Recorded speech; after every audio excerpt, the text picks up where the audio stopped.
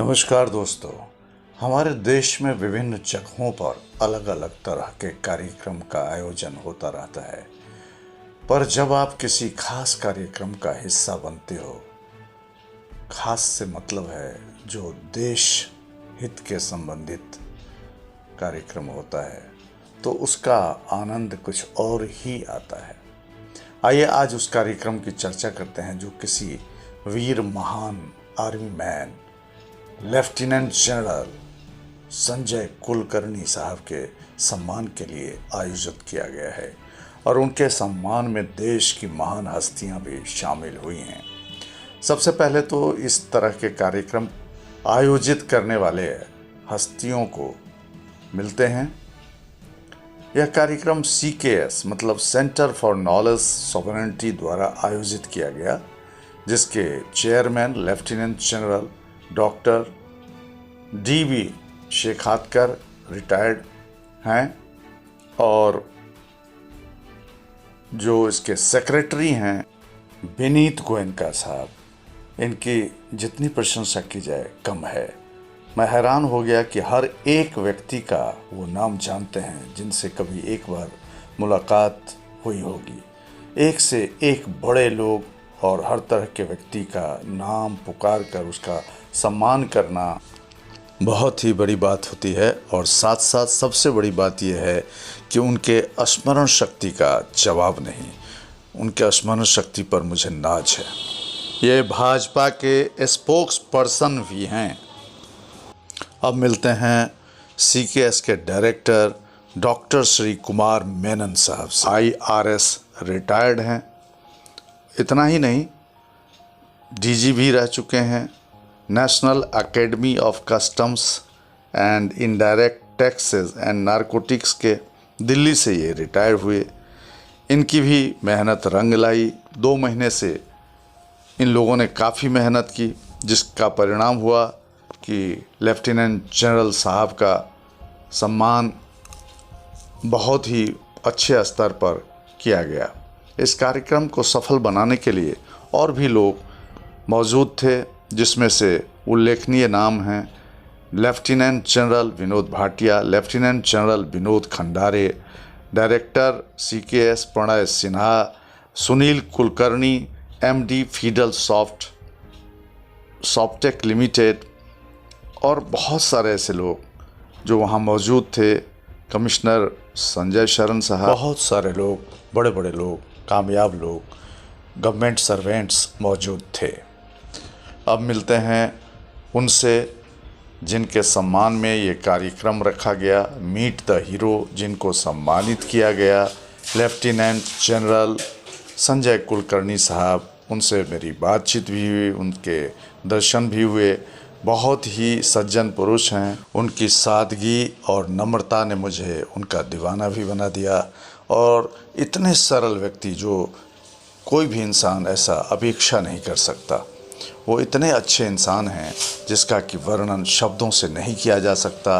लगता ही नहीं था कि मैं इतने बड़े महापुरुष से, इतने बड़े कुर्बानी देने वाले व्यक्ति से, देश के गौरव से मिल रहा हूँ, बातचीत कर रहा हूँ, उनका इंटरव्यू ले रहा हूँ। गदगद हो गया। उनके सम्मान में ये गीत प्रस्तुत है। फिर उनसे जो बातचीत हुई उसके अंश प्रस्तुत करूँगा। हिमालय की बुलंदी से सुनो आवाज, कहो माँ से दे बेटे, कहो बहनों से दे भाई, वतन पे जो फिदा होगा अमर वो नौजवान होगा। रहेगी जब तलक दुनिया ये अफसाना बयां होगा।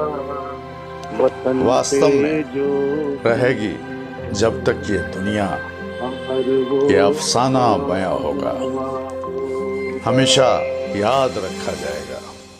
उनसे, कुलकर्णी साहब से मेरी बातचीत हुई। मैंने उनसे कहा कि आप उन क्षण को मुझे याद करके बताइए कि उस समय आपकी मानसिक स्थिति कैसी रही होगी, आपने अपने आप को कैसे सुरक्षित किया, वो दृश्य कैसा था, भयानक वो दृश्य था। उस पर उन्होंने जवाब दिया कि सबसे बड़ी घटना ये हुई कि जब मैं लैंड कर गया था, मेरे साथ और मेरे सिपाही लोग साथ थे, तो पाकिस्तान से जो लड़ाई लड़ी गई उसमें 3 दिनों के बाद मेरा एक जांबाज रमेश नाम का कुमाऊं रेजिमेंट का था, वो स्वर्गीय हो गया।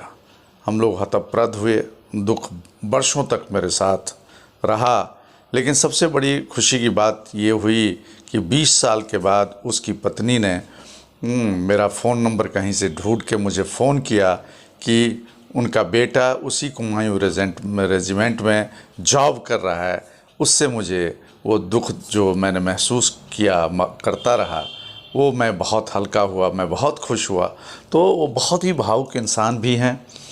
फिर उन्होंने बहुत सारी बातें बताई कि 100 किलोमीटर के रफ्तार से वहाँ हवा चलती है और -70 और 80 डिग्री टेम्परेचर पर वहाँ रहना मुश्किल है, बहुत ही मुश्किल है। फतह करने के बाद वहाँ तिरंगा लहराया गया।